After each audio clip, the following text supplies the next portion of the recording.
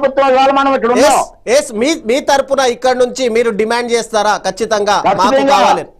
ఖచ్చితంగా ఆంధ్రప్రదేశ్ లో పరిశ్రమల అభివృద్ధి కోసం, పరిశ్రమలో పనిచేసే కార్మికుల అభివృద్ధి కోసం, కార్మికుల కుటుంబాల సంక్షేమం కోసం, కార్మికుల కుటుంబాల సంక్షేమం కోసం, సంక్షేమం అంటే వైద్యము, విద్య, వారికి ఉండే సౌకర్యాలు అన్నిటి మీద కూడా భారతీయ జనతా పార్టీ ఏదైతే సమస్యల ఆధారంగా ప్రభుత్వానికి సూచన చేస్తాం, అవసరమైతే కార్మికుల తరపున మేము కూడా ప్రభుత్వం మీద ఒత్తిడి తీసుకురావడానికి కూడా పనిచేస్తాం. మాకు ప్రజల అభివృద్ధి, పరిశ్రమల అభివృద్ధి, ఉద్యోగ కల్పన, కార్మికుల యొక్క సంక్షేమం ఇవన్నీ కూడా చాలా ఇంపార్టెంట్.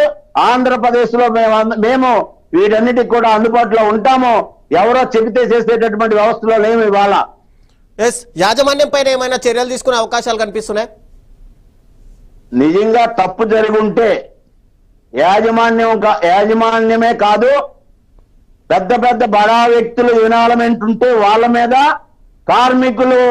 కార్మిక నాయకులు తప్పుదాలు ఉంటే వాళ్ళ మీద కూడా కఠిన చర్యలు ఉంటాయి. థ్యాంక్ యూ మాలకొండయ్య గారు.